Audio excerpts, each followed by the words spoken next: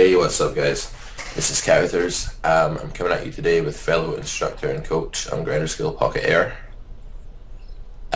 We are currently doing a little bit of coaching, or have been for the last few weeks, as PocketAir has been.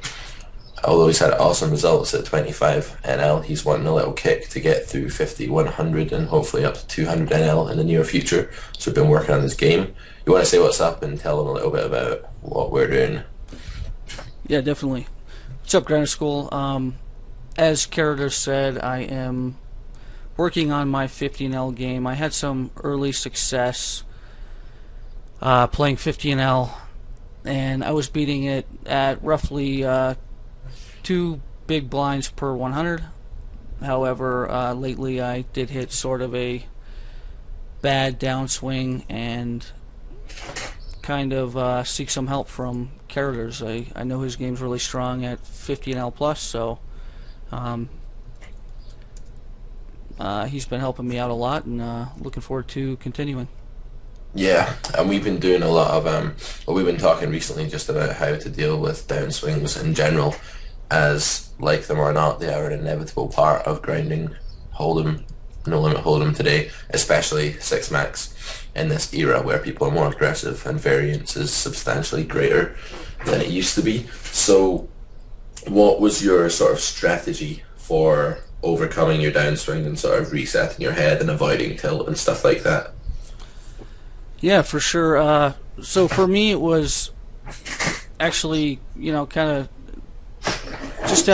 having someone else to talk through and talking to you a bit about it. And as you move up in stakes, everybody has a breaking point, regardless.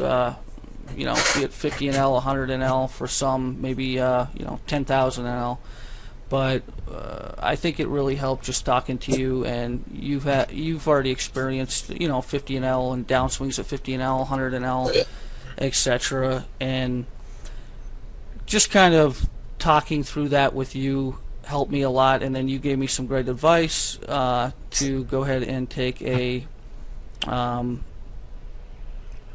I'm considering a check real quick there on table 3. Yep. Considering it. Same thought. This guy's got nothing behind him. He checked again on the turn. Yeah. You're going to have to bet now, but yeah, I think the flop check is pretty good. So, yeah, but so you recommend taking some time off, and I was a bit at first I was I wanted to keep playing poker and just kind of plow my way through the last downswing that I had, but I took your advice, took a week off, and this is my first day back, and I'm feeling far better now. Yeah, definitely. I did a video before where I talked about types of tilt, and although you get your classic meltdown tilts and you get your passive tilt, your aggressive tilt, and the things that manifest themselves in the course of one session really plainly, you also get your kind of subtle tilt, which is something that goes on in the background of your head, and it may not rear its head at all times, but you can think of it as a sort of ghost that's lurking over you, like waiting to strike, and it happens just sort of periodically through your sessions. You might lose. Normally it might be the case that when you lose 2 buy-ins, you're okay. You're not really phased at all. It's more when you lose 4 or 5 that you feel like you need a break. But when you've got this subtle tilt going on, you might lose 2 buy-ins and already just slide into some form of active tilt faster or something like that. So it's more of a catalyst into making you tilt more, making you more vulnerable and susceptible to tilt, and making you just play worse overall. Maybe you see monsters under the bed and stuff like that. So that's something that I experience if I'm in the middle of a bad downswing. What do I mean by bad downswing? Probably like 10 buy-ins or more is fairly bad. I've had 15 buy-in downswings, 100, 200 NL before, as I'm sure most regulars have at those stakes. And when you're in one of those, you kind of want to be limiting that subtle tilt. So that's why I recommend to students and to myself to take a break over the long term. Okay, so we decided not to c-bet on table 4. Actually, he was he had the initiative. Oh, got you. Okay. And I was I was thinking about stealing when he checked. Yeah. However, I just went ahead and checked back. Sometimes I take a stab there. Yeah. I think he's going to end up here with like, pocket something. I think that there's an argument for firing too when he checks the turn. Okay. I think now it's kind of difficult to bet because do we fold out that many better hands? Possibly not. We'd bet an ace in the turn, so we don't really rep that. We'd bet a queen on the flop, so we don't really rep that either. So a river bet here looks quite full of shit, I think. But if we do bet turn, bet river, we can rep ace x and hopefully get him off a hand like jacks do fives or 4x by the river. So I would think about just firing 2 there because he's kind of capping his range when he checks the ace turn. I don't really expect him to check call an ace turn very often. I'd expect him just to bet it. So I put the majority of his range on a 4 through to pocket jacks or something like that, and I just blast 2 and expect him to be folding most of it. Alright, gotcha. Here on table 2, I think it's pretty pointless to stab at this even with middle pair. Yep. I'm definitely in agreement on that one. You're going to get called like almost 100% of the time and have the worst hand and have bad redraws and yeah, be a poor c-bet.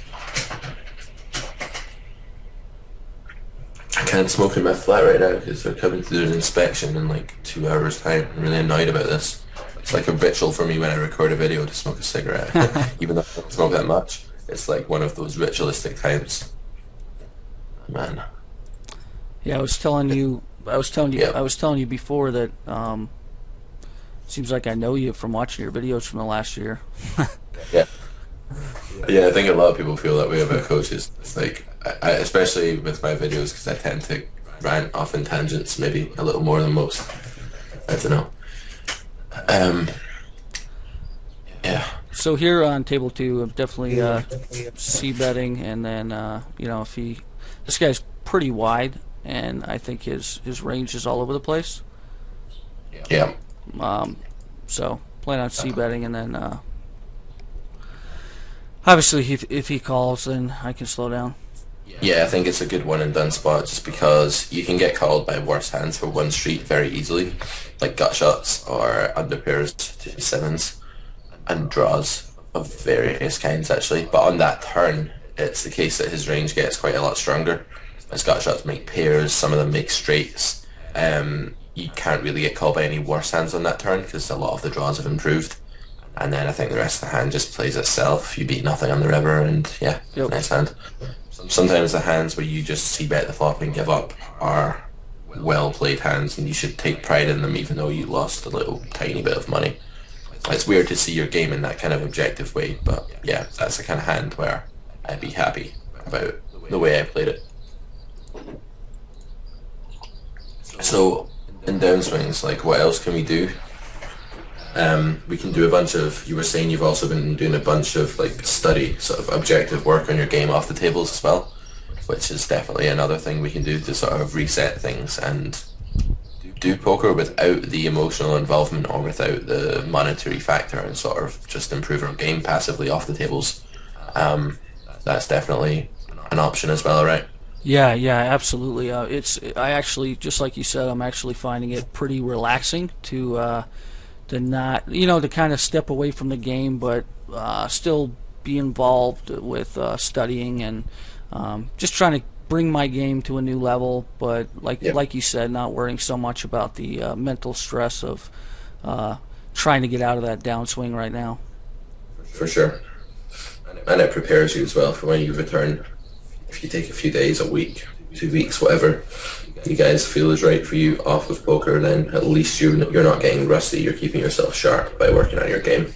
So that's definitely another way of dealing with it.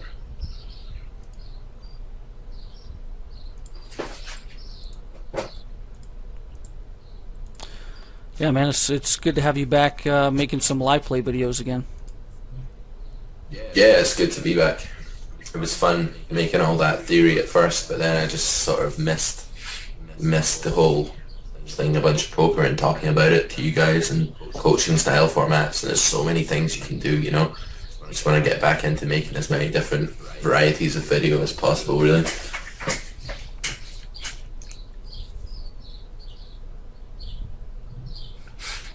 So yeah, hopefully we'll get a few interesting spots today. I know last time we did a session, there were just like crazy things going on all over the place, and you were battling with regulars. And I talked about this in my last video, actually, like how we're reacting to the regs at 50 NL. I don't know if you want to maybe, if you've got anything to say on how you've changed your approach to the regulars, like after post coaching, as opposed to when you first took shots at 50 NL or whatever. Definitely. So when I first stepped up and started playing 50 NL, I was really giving my opponents far too much credit, and just working with Carroters, I quickly realized just I mean, I knew they were full of shit a lot of times, but I guess I just didn't see just how often that they were full of shit and betting light. And once you start playing back at them and start being aggressive back when the time's right and making the right moves against them, they quickly fall back into place. And before you know it, they're they put their tail between their legs and just go back to playing ABC poker. So They go psycho all out attack mode, which is even better for us. Yeah, exactly. Well, that's kind of what I meant. Once you nail them, with the once you're aggressive back and you they start losing their stack and stuff like that, they quickly realize that well, maybe that crazy aggressive play is just not the way to go. And long story short, you just kind of taught me that don't give them so much credit. Yeah, for sure. Like, be aware of guys' frequencies if they're just repping nothing in a spot, or if they're just three betting crazily for the sake of three betting crazily, or just being aggro for aggression's sake. Then often there are times where we can adjust our game to deal with it. But yeah, I think the biggest thing that we spoke about was dealing with it in a good, competent way, where we're sort of just making adjustments to our game. Small adjustments, but lots of them, and often faster than our opponents are.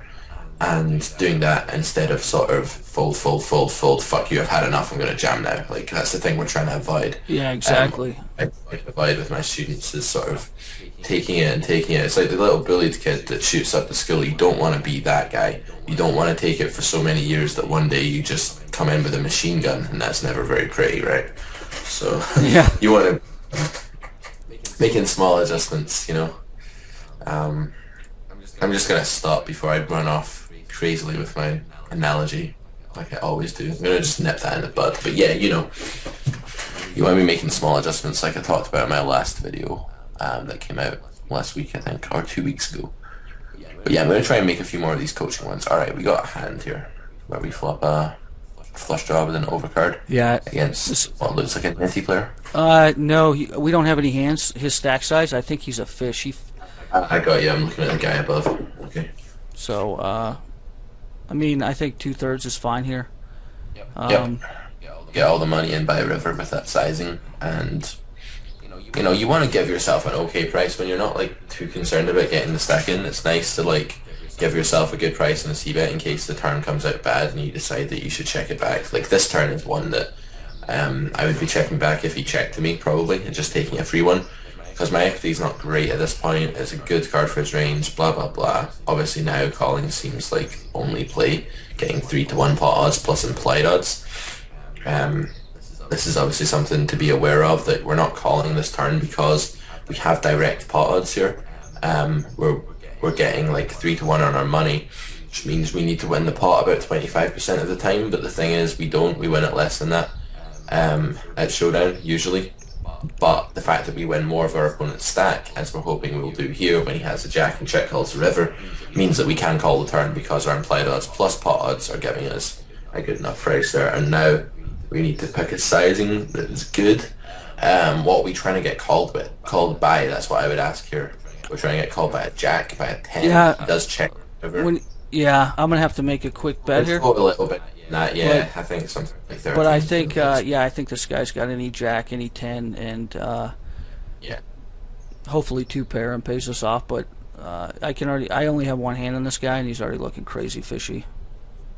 Yeah, it's the kind of spot where it's nice to have more information, because there are guys who we're gonna just jam that river all day against when we've got only just slightly over pot left in our stack. But the thing is that when an obvious flush card comes in and it's early on in a fish's session, it's more likely that that fish finds a fold. I have totally not been following table 4, so if it's alright, we'll just take a look over it after the hand is done. Yep. But yeah, you want to have some info. But when it's early on in the guy's session, like if he's just sat down and he's not yet been involved in his spew gauge or fish gauge has not yet loaded up with impatience or boredom or frustration or all the other emotions that cause fish to play terribly, then there's more chance he can fold on an obvious flush card river than there would be normally if he's been involved in action, he's already pissed off or whatever. Depends on the kind of fish. There are guys who'll come in just with the intention of never folding a hand like a 10 there, but we should probably assume that, make a safe bet size such as the one PocketAir made. I think it was good, which is enough to definitely get a good bit of value if he's never folding, but also protect ourselves from him being able to hero fold top pair or second pair, and for fish that can be a hero fold.